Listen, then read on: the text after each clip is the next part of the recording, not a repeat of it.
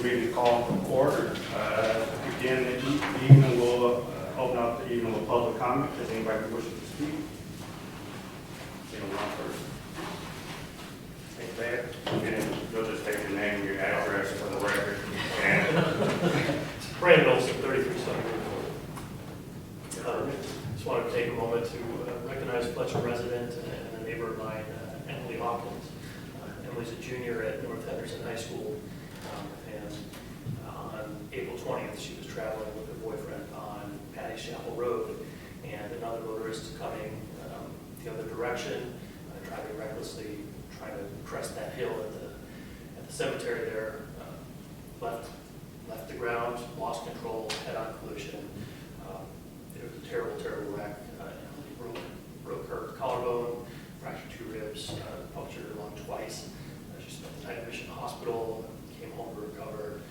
She's Fletcher strong, but she dragged herself in recovery to North Henderson prom that very Saturday. But she's at home recovering, and our thoughts were with her. I just wanted to share that with council.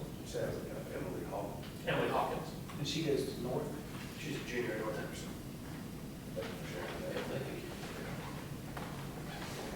anybody else who wants to speak for public comment? Seeing none, we'll move on to updates from council. Update. The only update I have is Mike and I played in the tournament Saturday, and by some strange thing, we won the net trophy, which I still don't understand, but. Well, I brought one update. I want to give a shout out to Parks and Rec again for the golf tournament, but also the ribbon cutting on Friday for the story trail at Kate's Park. That was absolutely wonderful. So we're glad that's here in Fletcher. I had Go ahead. attended a water and sewer advisory board meeting, Henderson County Economic Development meeting, fire department meeting, 2 of the 3. I can give a summary update next week. You know, share on the fire department, have something up there. Yeah, that's okay. That's all. Thank you. Next, we will have a presentation from Jason Sequel for estimated cost for the Cane Creek Greenway. Do we have anything more for that, Mark? Is that it? No, I mean, he'll be here. I wanted to be on the agenda to give an update since we have, 2 newer council members who never really seen the whole study back when they did the initial one. So kind of run through the slides on the route options and make sure you're familiar with that, and then the cost estimate and kind of steps forward. So that's why it's on. All right. Thank you. And then back to you, Mr. Manager, the floor is yours for the update on the benchmarking and performance measures research. Yeah, thank you. So, as you know, and most of you know, I've been working on it. It's a goal to try and help identify some performance measures and benchmarking related to local government services. And so I've been researching some things with school governments, their municipal benchmarks book for comparison, and then also I spoke recently, or not, several months back, with the staff that are working on a benchmarking project. They did an inaugural phase, and then they're into a benchmarking 2.0.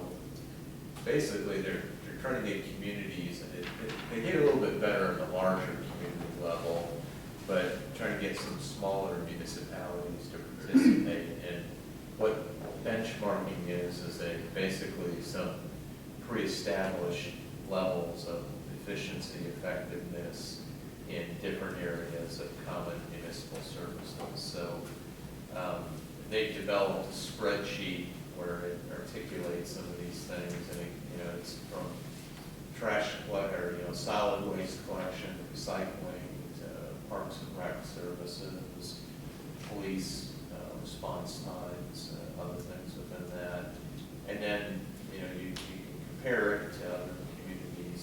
There's not as many on the smaller community size, so that's.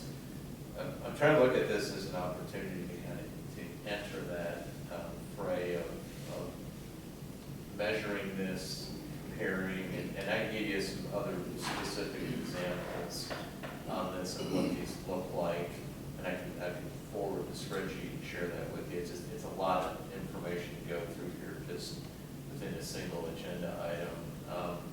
But the next step is I'm getting with staff to share that with them, and then I'd like to get an intern involved. We've advertised for a summer intern to help with some of the data gathering and formatting. But I'll share the spreadsheet with you so you can see kind of what this is talking about.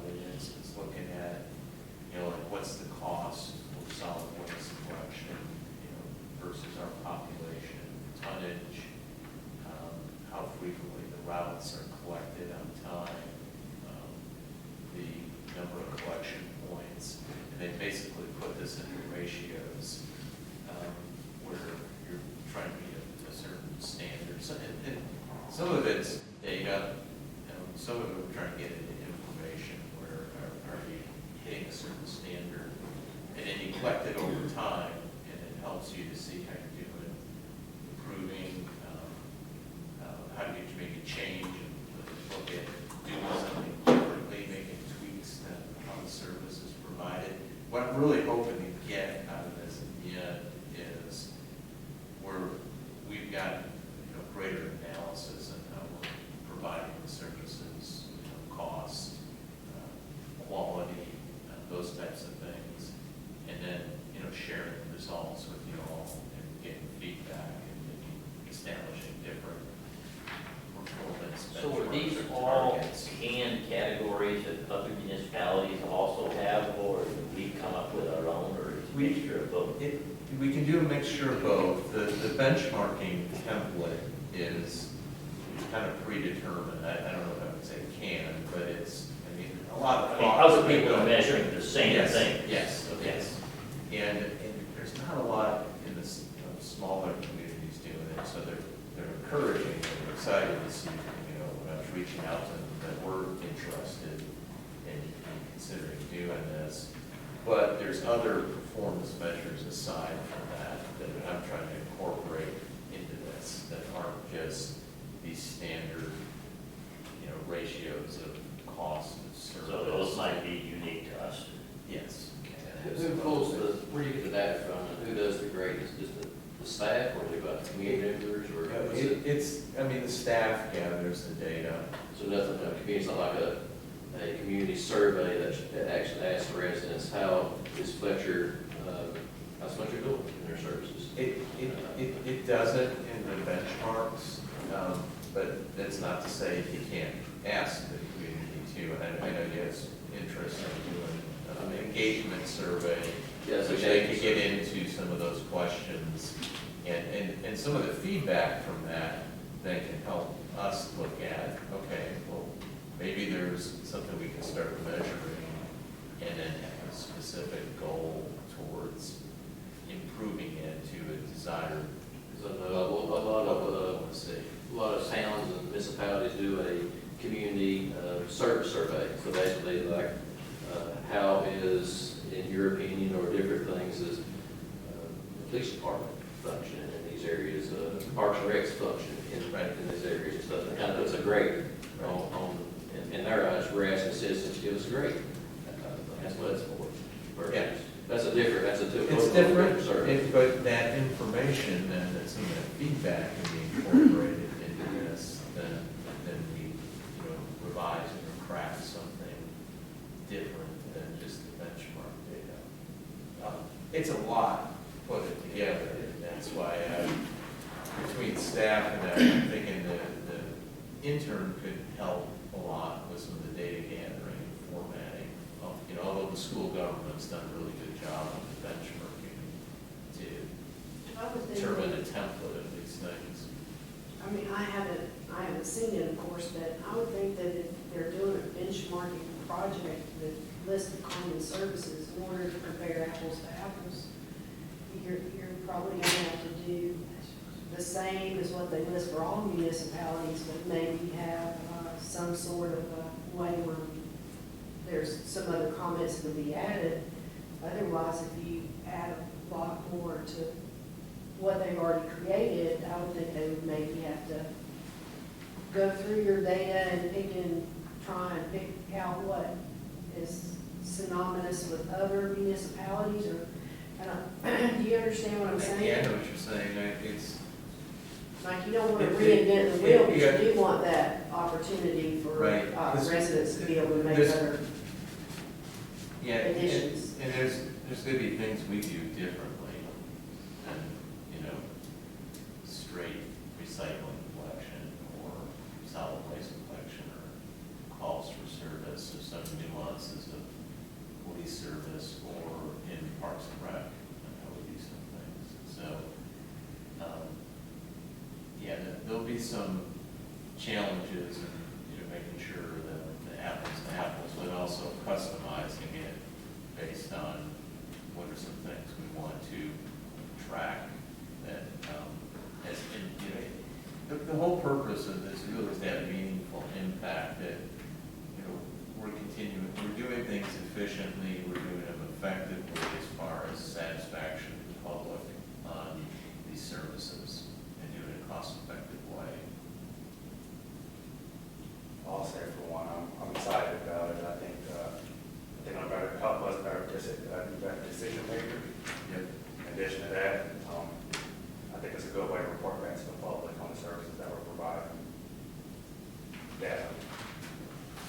That's what I was thinking, also it'd be nice to have the public's input on that too, report something, hey, we're doing a great job right here, and so who's ask? Yeah, I think it'd be one of these things, is a grade. I mean, what kind of grade are we meeting expectations on garbage pickup? If they say no, we're saying yes, what you asked, I just asked that. That's the only thing about community surveys, was about, if you piece that in there somehow, it'd be great, but especially for posting back out there. But I do agree with the mayor here, it needs to be, any community surveys need to be public knowledge, put it on the website, transparency, all of it. Right.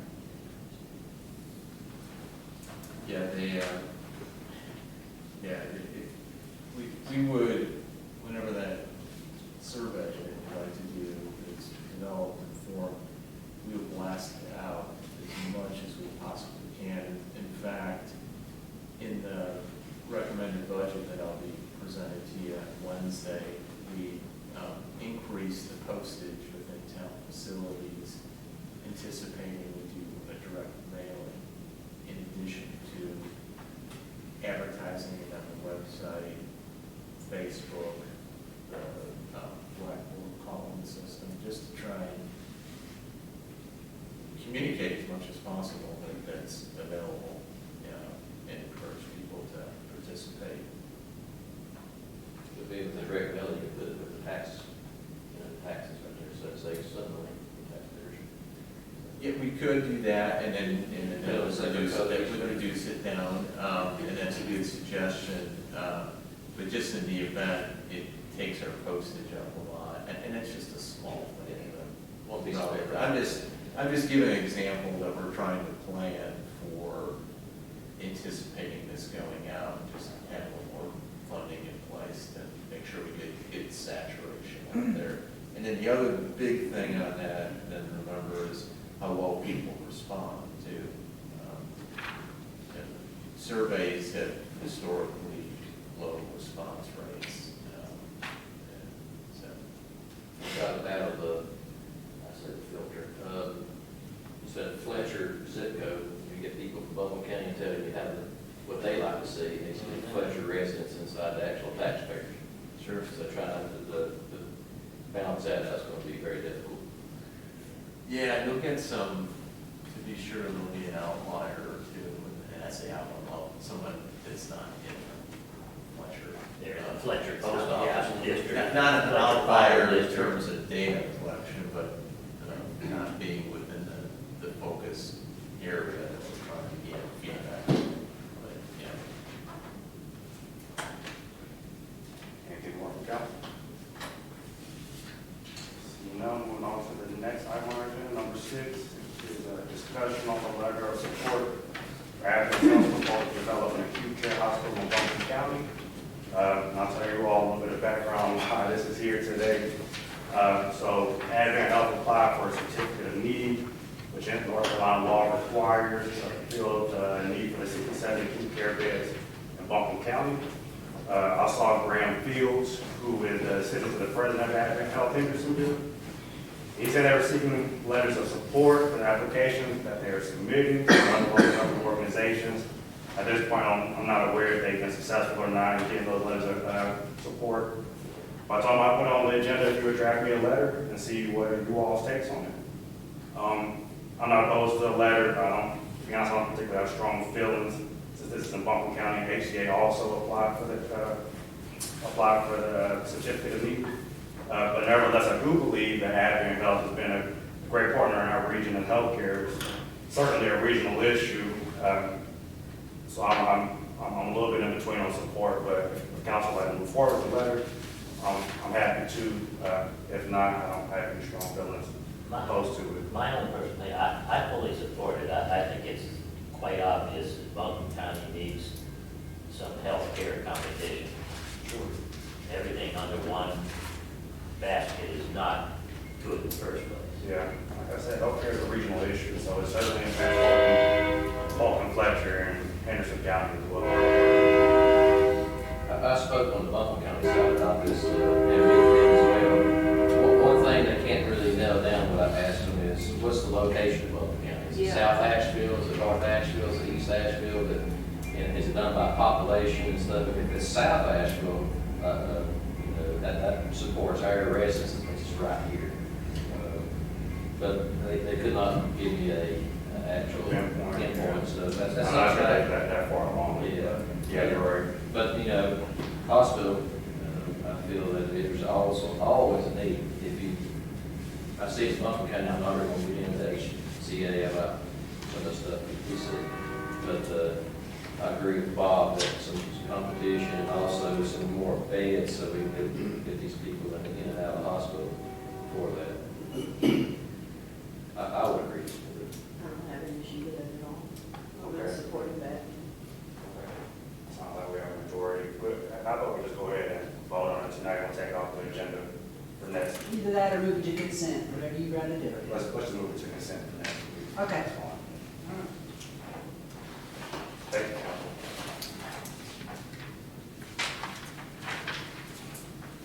Next item on the agenda is a discussion I wanted to have about the concert series.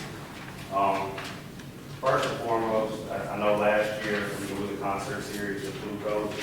I think it was highly successful in the past. I believe it was just at Fletcher Park, or Bill Moore Community Park. Excuse me. I think more than anything, we support our staff. We should consider moving it straight to Blue Coast Brewery. Parks and Rec staff is limited in the first place. If y'all didn't know, Hunter just recently left as well. From my understanding, I don't know the numbers exactly, but the turnout was pretty high with Blue Coast. Blue Coast donated a portion of their profits. Their stage is readily available, so that makes it easy for town staff. The climate's better there, the shadier. And people from my understanding stay longer as well. And I think more than anything, we support our staff in making sure that they're able to perform their jobs to the best of their abilities. And it ends up being a win-win situation for everybody. We're supporting a local business and they're supporting us back. I think it really makes sense for the concert series to be purely a Blue Coast. I'm happy to hear what council thinks about that. The only thing I always hear about Blue Coast myself is, it's heard to, it's at a brewery. It's supposed to be for family oriented. I know some of them are family oriented. Some folks have mentioned that before, and so I think that's what we kind of split it up to one in the actual concert, the actual art versus everything over there. And another, I guess, concern, outside looking in, being transparent, it looks like you're showing favoritism for one business in our Fletcher area. So you have to be real careful with that. If I run a pressure washing business right down the road, I'll be like, why didn't you ask if I had a concert, brought people here to support my business as well? So you have to be real careful with that. Well, Blue Coast has the venue though. They have the venue, but if we have another venue similar, you have to be fair to all businesses. And another thing is make sure, I ain't saying nothing bad about you, Mr. Mayor, but if when you opened up your campaign you had at Blue Coast, just transparency to make sure that people look at, well, does he have an inside way of behind the doors. I ain't saying that's gonna happen, Well, but that- people, they make up things here, and that could be presented, but, I hope not. Preferential treatment. Yeah, I hope not that happens, so, that's just three small concerns I have. How much attendance do we have before we had the park? You know that number, Greg? Yeah. So traditionally, and I've done the concert series here for 14 years now, we get about 150, 200 people potentially for the summer concerts at the park. June is our best attended, July, because of the heat issue, we drop in numbers. Last year at Blue Ghost, we had a 300 plus at each event. From our perspective, our goal is threefold with everything we do. We want the best experience available for our patrons. We want to fulfill sponsors' expectations of their financial engagement, give them a product that returns visibility of their brand. And we're trying to build community and connect families. We want to have a product that seniors feel comfortable at, that families with children feel comfortable at, and young professionals in our community come to. So last year, this dialogue started a little over 2 years ago with Blue Ghost. We had a fundraising event there to kick off our fundraiser in January, I think, of 2018.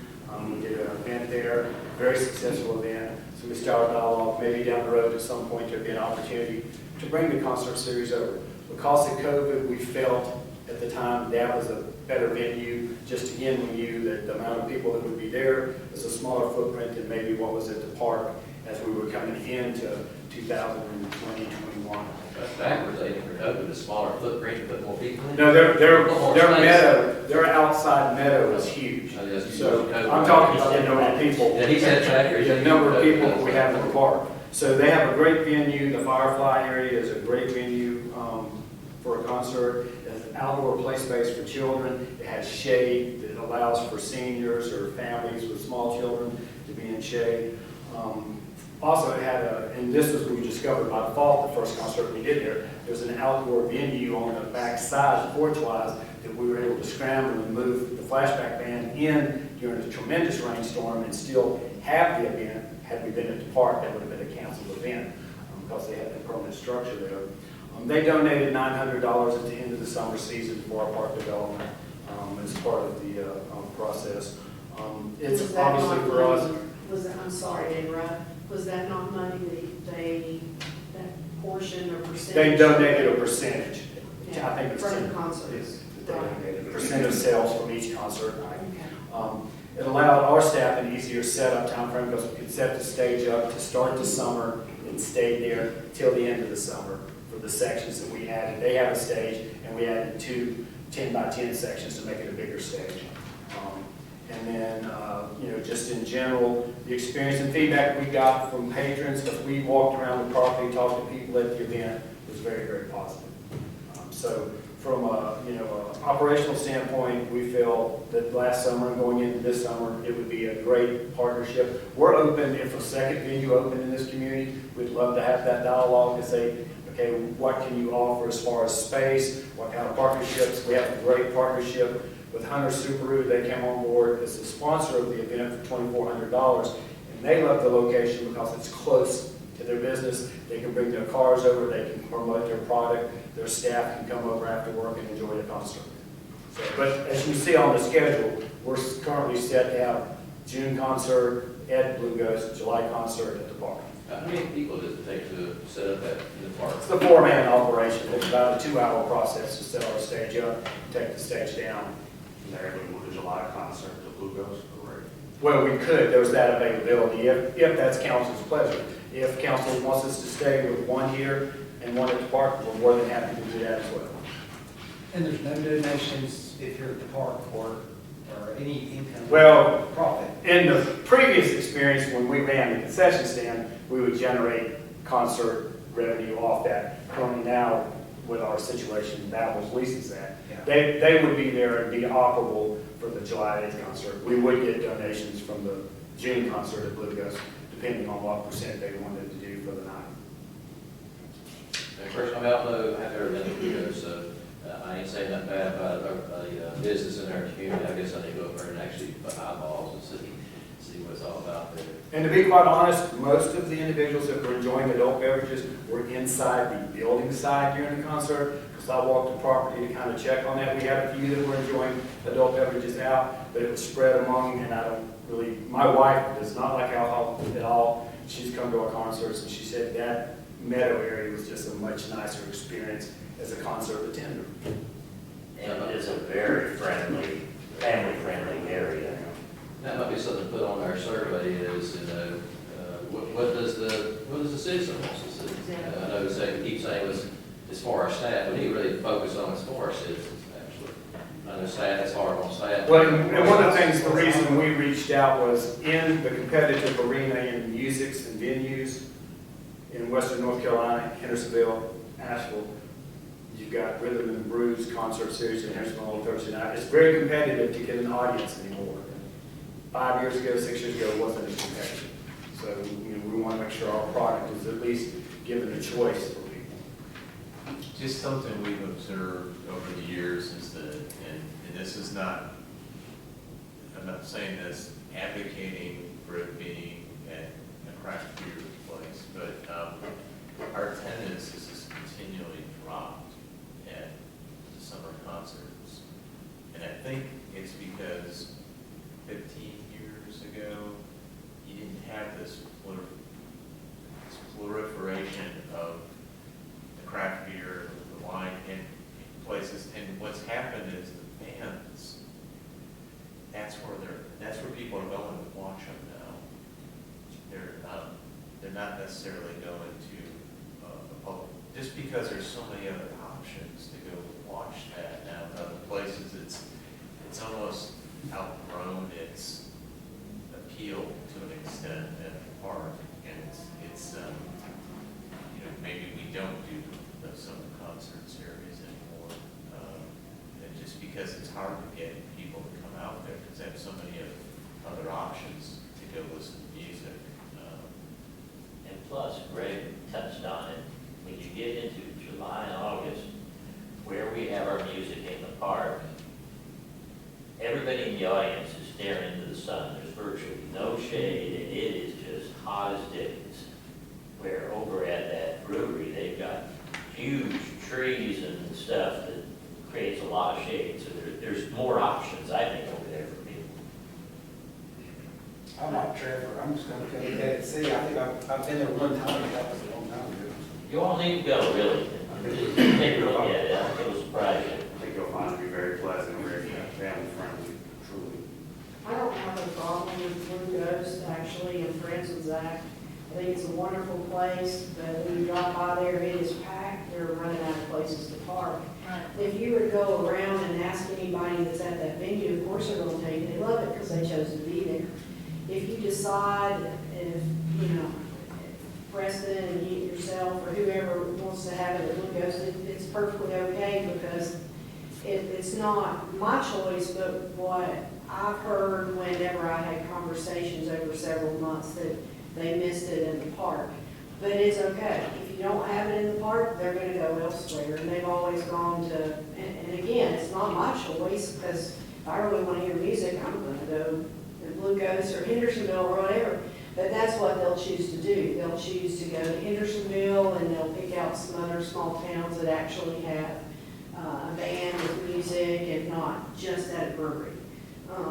So if it's better for you to set up and you want to continue to just exclusively work with Blue Ghost, I would just ask, would you please still have a band for a family festival? And I was getting ready to say, our two biggest events of the year, we still have live music planned, Family Festival in September, live music, Christmas in the park, weather permitting, it's not too cold for the And instruments. then that's what residents will get used to. They'll get used to, if I want to hear music in the park in my own town, it'll be at the Family Fun Festival or maybe at Christmas time. I don't know why you want to move the one you set up in July, but there again, you know, it's. Well, we have the date set, so we're flexible, and another part of the puzzle is to get the better bands, the bands are gonna go wherever they can make the most money. So it's based on audience size, and to get to, you know, we've done concerts long enough that we're trying not to recycle the same bands through, to get a sponsorship level up high enough, $1,200 a band, they want to see a good audience too. So Yeah. that's kind of, on my side, that's the hard part to say. I know within a few people, how many we probably get with a concert at the park. That's probably 250. So are we gonna pull away from the idea that we've had over the years past of having like an arena stage where we bring in food trucks and stuff? No, that's still the same model you look at, but it's again, the food trucks are the same piece. They want to go where the biggest audiences are. So it's very hard to get a food truck. If you can't tell them 500 people at your venue, they're not going to come. Yeah. So for us, that's part of what's kind of driven this decision is how can we partner with a local business to provide the best experience and also get the sponsorship that we want to drive better music pieces. And Councilman Franklin kind of hit something kind of, I guess, what was in my mind, you said about 300 people attended that, I guess, the last event there. And I'm wondering how many of that 300, if it's always packed, like she was saying, is actually there from the actual town of Fletcher for that event. Right, Is it's it just hard, 50, it's hard to or gauge. is it the 300 normally there? Yeah, Because our concerts at the Yeah. park draw people from Yeah. Hendersonville, Art, and Yeah. Fletcher. So that's one of those numbers that we really Yeah. have not extracted by doing a survey. So that 300 could be skewed, how do you say that, because they could be already there, parking, some of it, they're packed and busy all the time, they're already. And I personally feel like it's not always about the money, it's really what works for the residents, and staff can either choose to cut back on what they offer, or, ante up what we need. But I guess it's neither here nor there, because if you're at Blue Ghost and say half or 2/3 is Buncombe County or wherever, it doesn't matter, because they're still spotting us a certain percentage to go to Parks and Rec, and so I guess that's the whole position. You don't know the percentage again, I think so. I think last year was 10%, is what they did. And I can double check with that. We get the dollar number. It was 900 and something. It does kind of make sense if we have some over there and we still have the Family Fun Festival and Christmas over there, that is split up. Right. But I've had people, as long as Fletcher has been having concerts, I've had people asking why we don't serve beer in our park. I said, we don't allow alcohol in our parks, and I think this is a happy to compromise. Well, and for us to draw bands again too, another competing piece is we have Feed and See, they do music Friday, Saturday night too, so it's again, At least we have that in town. trying to find that calendar so we're not bumping heads with them, so that, you can only carve so many pieces out of the pie. Well, if they ever get back up to their full speed, they would probably love to have us take some of that crowd around standing out front. That's usually. They have no trouble pulling them in there. Thank you. Thanks, Greg. Oh, Greg? Yes, Will Hunter be replaced? That is my hope, yes. We started the interviews today. That process is going to go through the next week. We're hoping to have a candidate, if we have someone here by the third week of day camp, most of my hair won't be completely gray. What's that job title? Recreation program supervisor.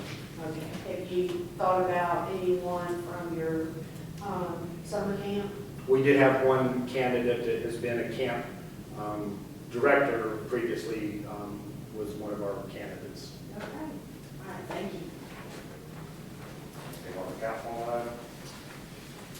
You're fine, Mayor.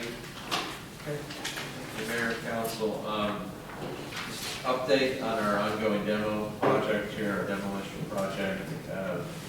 So all the buildings have been removed with the exception of the 3 remaining that are in the railroad right of way. And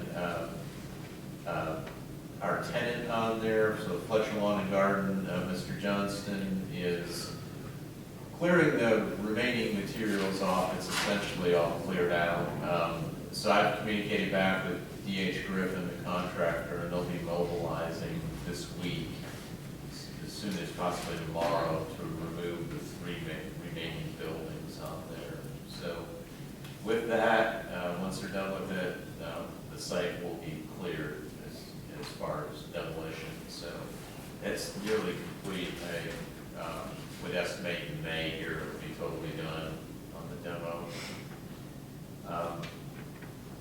Unless there's any questions on that, I was just going to share just general town center project update.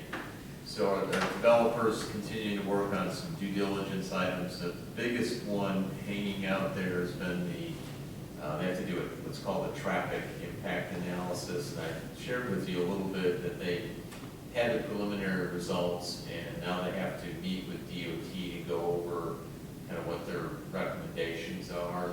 And they were okay, comfortable with 2 out of the 3, which were, it was like adding a turn lane out of the one access point into the site off of 25. The other one was some reconfiguration of the traffic signal at Howard Gap in 25. Those weren't too bad. The big one that they had on there that they're got some pushback on is adding a right turn lane from Fanning Bridge Road, coming up to this intersection, turning right onto Highway 25 or Hendersonville Road. And so there's some concern that a developer bearing the whole cost of an improvement like that was really needed already by DOT. So there's going to be some, conversation about what happens with that, because then the results go to Raleigh and their traffic management division, and then we got to get some determination of what the expectation is going to be back from DOT. So staff and developer meet with DOT on Thursday of this week to discuss that. So it's kind of a key thing hanging out there before they, feel comfortable moving to closing on the property. I'm just not overly pleased with the fact that it's just dragging this thing out Yeah, much longer than what I would like to see. yeah. Well, neither are we, and we're trying to, share things, kind of mitigate the fact that that project itself does not necessarily merit all that burden of a DOT improvement. So if you did them all as separate, a separate business in each of those sites, part of the block of properties that we acquired, you would never trigger that. So, meaning it happening, it developing just on its own, kind of organically. But that's not the way we did it. No. It's one big lump sum, and Yeah, that's yeah. the way they have to accept it. Yeah, so, I'll keep you updated on that. Chuck McGrady, our DOT board rep, they shared these concerns with him, and he's had some conversation with DOT about it. Next thing was just repairs to town hall here. So we had the flood that happened from the leak from the toilet back in February, I believe that was. And contractors nearing completion on it. We still have some work down in the police department at the main level. We're hoping this month or later in May that should be complete. They did do that investigation with an engineer on there, and they determined that our pressure reduction valve in the building was cracked, and they're not sure why. They're sending it to a lab, but at this point, it doesn't seem that they're going to be able to tie it to that faulty valve at the intersection that up at King Creek and Mills Gap. Could that not have happened from pressure? That's, I would think so too. So, and that's why I don't know if The kind of pressure we were seeing, right. I could see that happening. Me too, yeah. So, I Like don't a know. leak, it wasn't a dribble. And It's like a geyser. the pressure, there was some really strange things happening with pressure fluctuations that evening across town because of the water coming down and back up. So, that's kind of where we're at, and I'll let you know if they take a different direction with it. I mean, our insurance is covering it. Damage wasn't as bad, but, if it can be tied to it, we'd like to see our claim subrogated to Hendersonville's exposure, not ours, since it's their water utility. Next thing I want to mention, I know Christine had shared with you a sent a memo with a copy of a PowerPoint presentation that was a part of the Essentials in Municipal Government training that Keith Reed and Trevor Lance here went to just recently. And the ethics parts are required part of the training. And then lots of other good information there for new council members and existing council members. Some of them go back to the essentials class, but just the voting, you have a duty to vote, but they provide a lot more information. There are some instances, it's not many, where you can recuse yourself from voting, and they articulate it in the PowerPoint. I want to make sure y'all had that and review it. And if you'd like me to spend some time going through it, I'm more than happy to do that, or any time myself, maybe some school government. Just to make sure you're clear on some instances where, if you run into that, how to approach it. There's not many. Some of it's in some land use decisions. There's some instances where you simply can't vote on a contract or be approving it, where it's like a contract you approve and then your direct benefit, like a business that you own, that would be a vendor of the town.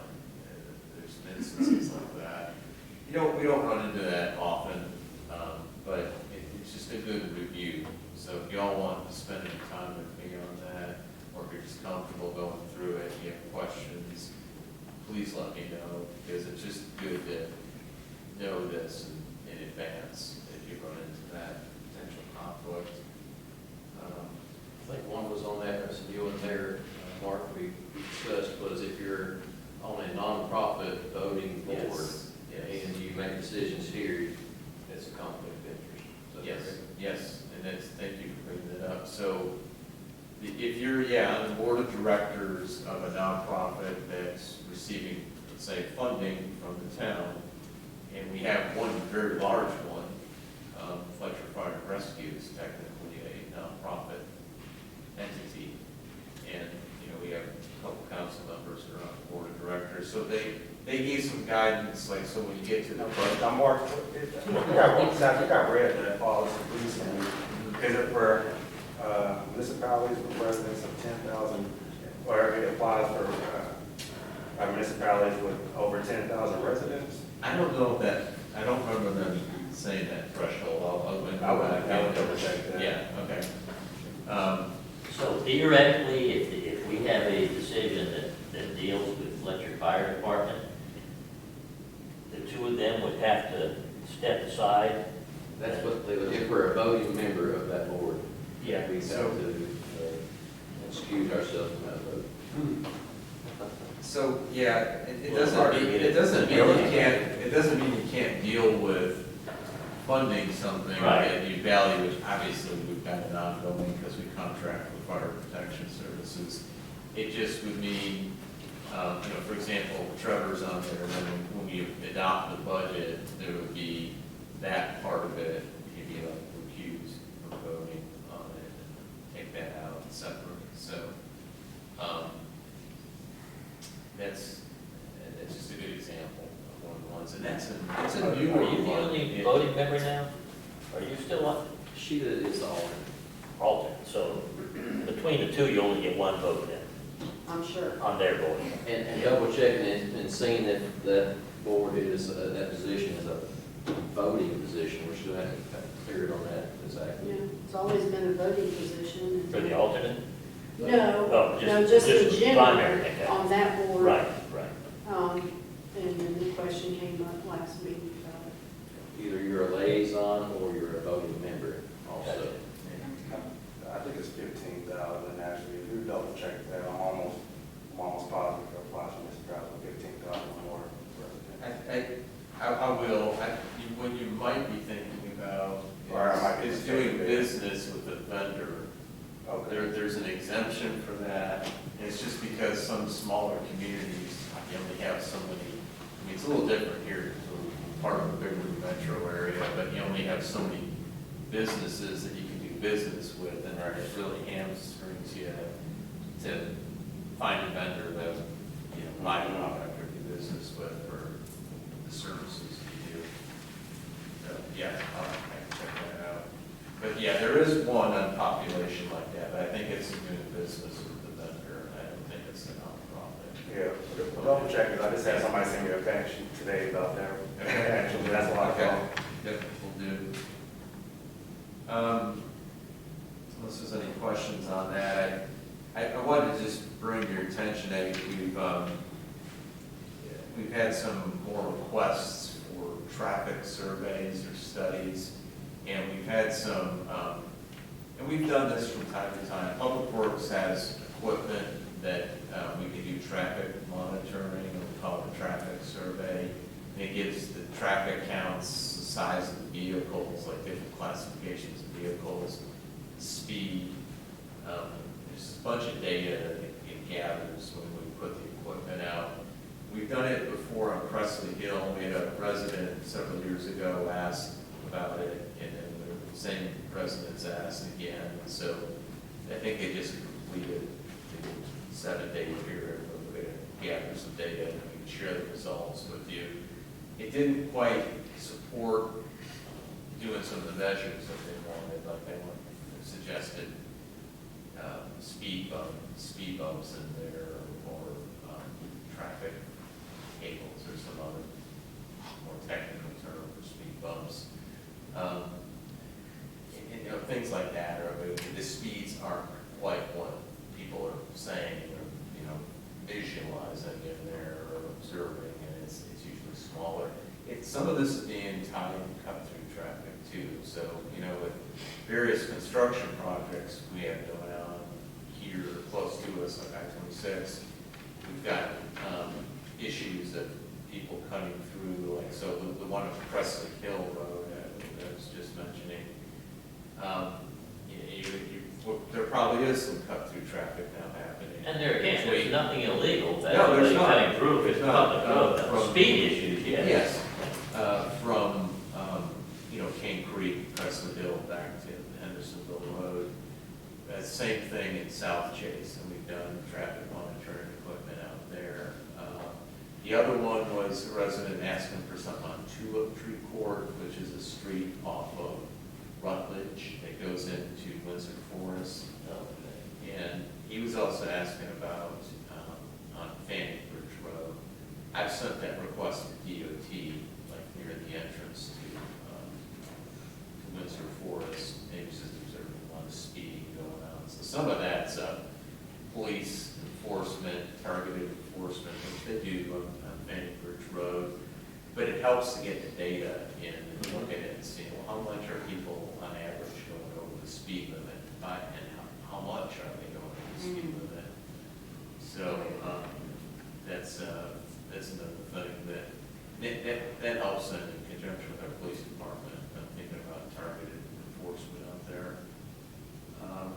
So those are two things happening, and we can share the results on that with you. Budget process, so I've got a balanced budget presentation put together for our meeting on Wednesday. So this Wednesday, it's already in May here, time flies. So our Wednesday, May 4th, we'll have breakfast over at Costa's at 8 Wednesday morning, and then we'll come back here and then start the meeting at 9. And we're going to do it up here because the room is still tied up downstairs for elections. And let's see. And we have dinner reserved for 7 p.m.? 6:30. Oh, 6:30 Wednesday night at Corner Kitchen. So you and your spouses, significant others are invited. And this last thing I was going to mention, the shred event and hill drop event. So we had that back on Saturday, April 23rd, so a couple weekends ago, or last weekend, a weekend ago. How do you want to say that? We had a good turnout for both. We were like 5,000 to 6,000 pounds of documents shredded.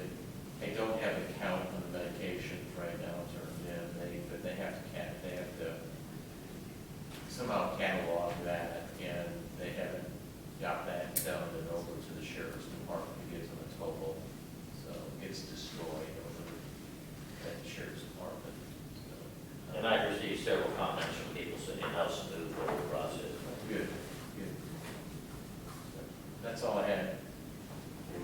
council? Seeing none, do we have a motion to adjourn? So moved. We have a second? Any discussion? Seeing none, all those in favor say aye. All right.